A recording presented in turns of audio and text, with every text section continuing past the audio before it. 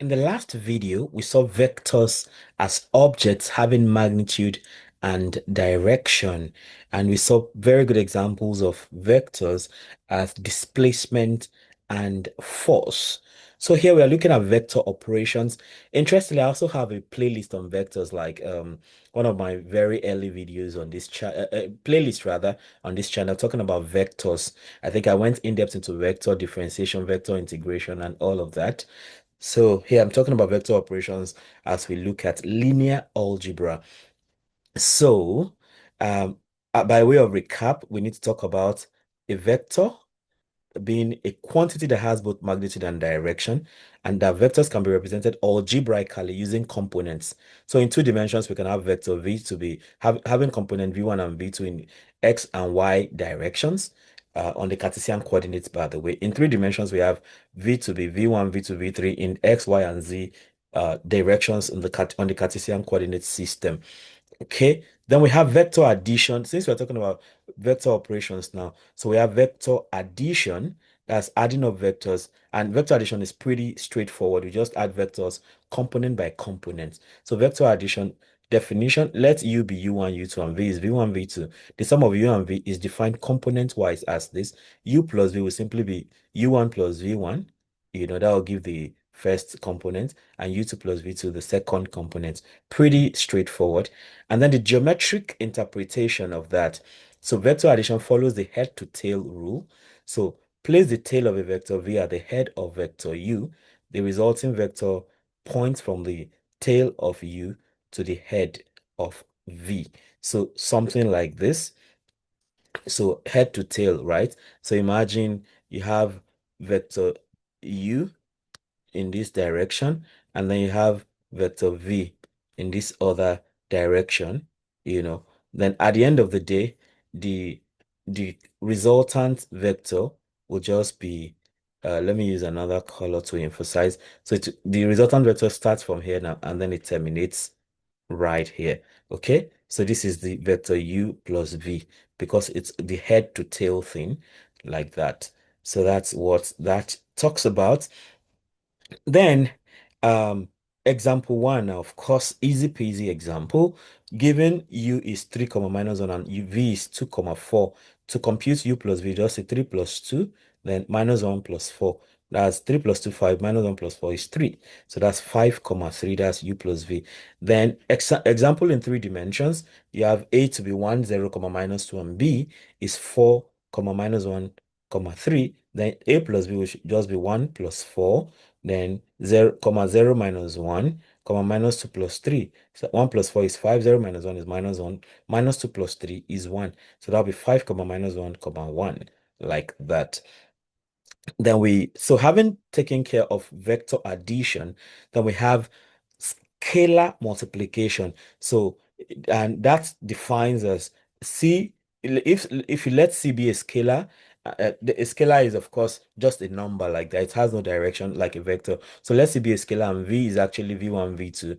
So scalar multiplication is defined as CV equals, so C now will now multiply each component of the vector. So the geometric meaning of that will be this. If C is greater than 1, so the vector will stretch. So when you multiply a vector by a scalar, you stretch it when the C is greater than 1. When the C is between 0 and 1, the vector will be shrunk. If you want to shrink a vector, you multiply by a fraction, a value between 0 and 1. Then if C is equal to 0, then the vector reverses direction. Then if C is equal to 0, then the result is the 0 vector because the constant is 0. So anything it multiplies will just go to 0. But if C is negative, the vector will just change course automatically, like that. So that's the geometric meaning of scalar multiplication. Very good example. Let v be equal to 4 comma minus 2. That's the vector. Then 3v is 3 times 4, 12. 3 times minus 2, minus 6. So in this case now, we can then say that I think something must be missing here. I think there's something else that must be going down there. Yeah, so minus half v. Okay, yeah, another way to another approach now.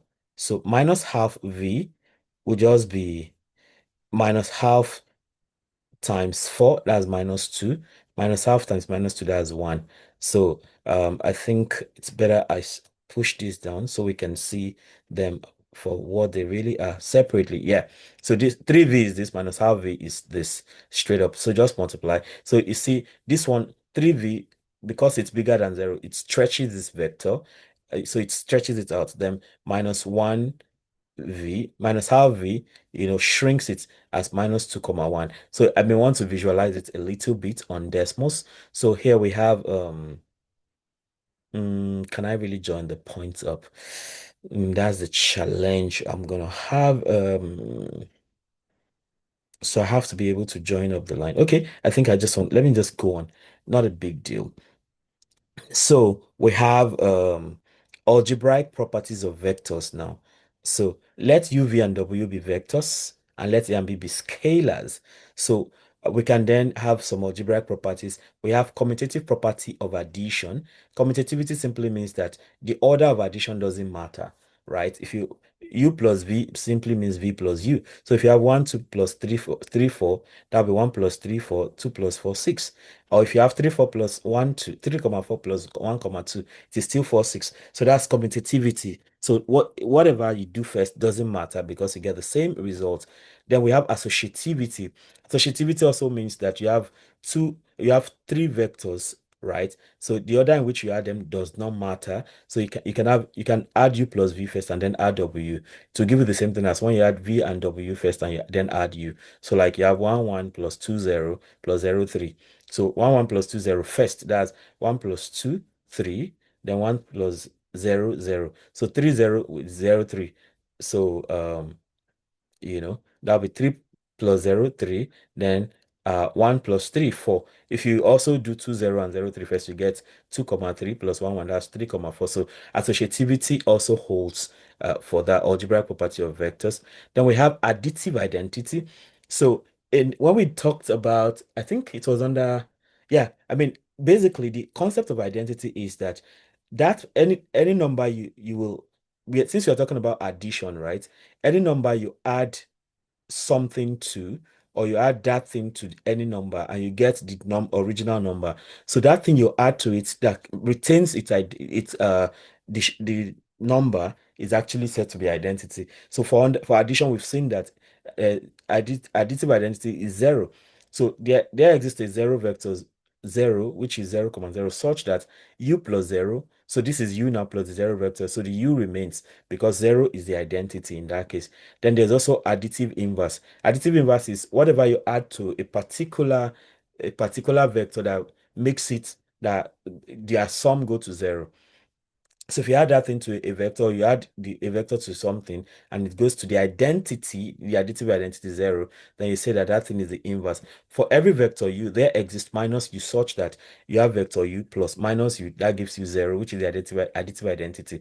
So it means that the inverse of 3 comma minus 2 is minus 3 comma 2, because 3 minus 3 is 0, minus 2 plus 2 is 0. So anything that will make a vector the additive identity 0 0 is actually said to be its inverse. So 3 comma minus 2 is the inverse to minus 3 comma 2, and minus 3 comma 2 is the inverse to 3 comma minus 2. Then there's distributive property. Distributivity talks about that, it involves two operations where one operation distributes over the other. So we can see here that multiplication usually distributes over addition. So if you have a times u plus v, so it's the same thing as a times u plus a times v as you have here. Or if you have a plus b times u, that's the same thing as a times u plus b times u. That's distributive property. So that means that if you let a to be 2 and u is 1 comma 3 and v is 4 comma minus 1, of course a is scalar and these other two are vectors. So if you go the left hand side thing, so if you multiply this whole thing by 2, so you can then have 2 into 1 plus 3 5, 3 minus 1 2, 2 times 5 is 10, 2 times 2 is 4. You have that. On the right hand side 2, you can then first of all say, instead of doing this straight, you can say 2 times So you can split this up. So you can have 2 into 1 times 3 plus 2 into 4 times 4 minus 1. So 2 times 1 is 2, 2 times 3 is 6, plus 2 times 4 is 8, 2 times minus 1 is minus 2. So 2 plus 8 is 10, 6 minus 2 is 4, like that. So that's distributivity. So we see that multiplication distributes over addition because you get the same results like that. So we have linear combinations too. Because we're talking about linear algebra, we're going to see a lot about linear combinations in the process. So a linear combination of vectors v1, v2, and vn is any vector of the form a1, v1 plus a2, v2 plus all of that up to an, vn, where a1, a2, and an are scalars. So if you have these vectors and you multiply them by some scalars, and you add them up, that's where, so you have so in that case you say you have linear combinations. A very simple example, if we use uh the basis vectors, v is a basis vector 1 comma 0 and w is 0 comma 1, then we say that 3v plus 2w is a linear combination. So if you add multiply this v by any scalar and multiply w by any scalar, negative or positive or fraction or anything, and now add up, whatever you get is said to be a a linear combination. So I can have so many linear combinations because you can have many scalars you multiply them with. So if you have 3v plus 2w, that's 3 times, that'll be 30 plus 02. So that will give you 3 comma 2 overall. So for example 4 now, imagine that you have this example 4 now. A is 2 comma 1 and B is minus 1 comma 3. So you want to compute 2a minus 3b. That means multiply A by 2. So 2 times A is 4, 2 times 2, 4, 2 times 1, 2. Minus 3b, that's minus 3 times minus 3, that's 3. Minus 3 times 3 is minus 9. So step 2, then you can add the two together, 3a minus 2. So you have 4 comma 2 plus 3 comma minus 9. 4 plus 3 is 7. 2 minus 9 is minus 7, like that. So now the question is, why are linear combinations so important? They are particularly important in linear algebra because they are central to vector spaces. We are going to see vector spaces as we go on. They are important to span. They are important to basis and dimension. They are important to systems of linear equations and linear transformations that we are going to see as we progress in this playlist. In summary, vector addition is done component-wise, like we've seen already. Scalar multiplication scales vectors. You see, scalar multiplication scales vectors. Numbers greater than 0 will stretch the vector. Numbers between 0 and 1 will numbers between numbers greater than 1 rather will stretch the vector, right? The number between 0 and 1 will shrink the vector. Numbers less than 0, scalar numbers less than 0 multiplied by a vector will make the vector change direction. Then if you multiply, if the constant 0 is 0 is a 0 is 0, if the scalar is 0 you multiply by a vector, then you get a 0 vector. Then vector operations satisfy algebraic properties uh commutativity, associativity, and distributivity. Then linear combinations build entire vector spaces, as we're going to see as we progress. So we have some practice problems, as usual, from 1 to 5. We have let u be 2 comma minus 1 and v be 5 comma 3. So we can easily add and subtract as we've always done. We can multiply, do scalar multiplication, and so on and so forth. And then you have 6 to 10 like this. So let v be this. Find a vector w such that v plus w is 0, 0. Of course, the w you need to add to this to get 0, 0 will just be minus 2 plus 5. Just the additive inverses of each of the elements. So determine whether the vector 4, 6 can be written as a linear combination of 2, 3. Well, I want to think so because if you can have if you more linear determine whether the vector 4, 6 can be written as a linear combination of 2, 3. Yeah, so because I see if you take half of this, you get 2, 3. So and then you can find some other things. So if you find the scalar, so what scalar do you need to make this into 2, 3 like that? Okay. So the scalar for me would just be scalar is just half easily. Okay. Find scalars a b such that au plus bv is 5 comma minus 2. Okay. Yeah. It feels like I should do this, right? So U is 1, 0, V is 0, 1. Okay. U is 1, 0, 1, 0. V is 0, 1. And then we're looking for find scalars a b such that au plus bv is 5 comma minus 2. Au plus bv is 5 comma minus 2. Okay. Au, so we have au plus bv is equal to 5 comma 5 comma minus 2. Is that what we have? I want to be sure. 5 comma minus 2. Yeah, that's it. So let's go for that now. So in this case now, if I come for this, so the question is what is A and what is B also?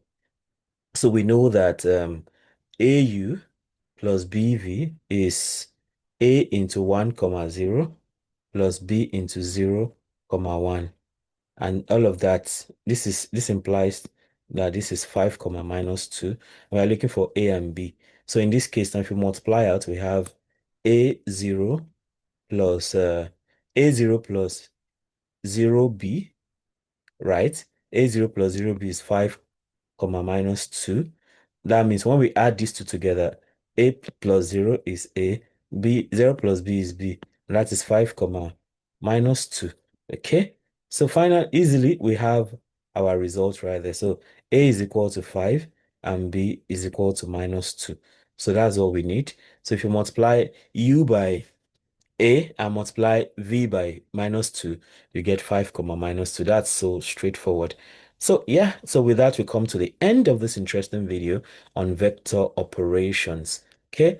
Let me know how helpful this is for you. And if there's something else you'd like me to try out, feel very free to let me know. So we'll keep going gradually and things get advanced as we go step by step. But once you can follow, you don't have a problem when things get a bit more complex. Okay, so let me know how helpful this is. And if there's something that you'd like me to try, feel free to let me know. If you have subscribed already, I thank you very much. If you haven't subscribed, why? Go ahead and subscribe right away and hit the notification bell so you can always get alerted each time a new video is released. Um, so having done that, you can also become a member of the channel by clicking on join. It gives you some special privileges like seeing some videos only you or seeing some videos first before others see it. You can request for my PDF notes or anything else that's of interest to you. See the perks as you join. Ultimately, don't forget to comment, like, and share so that more people can have access to the great content I have going on here. Till I come your way again, keep doing maths right. Bye.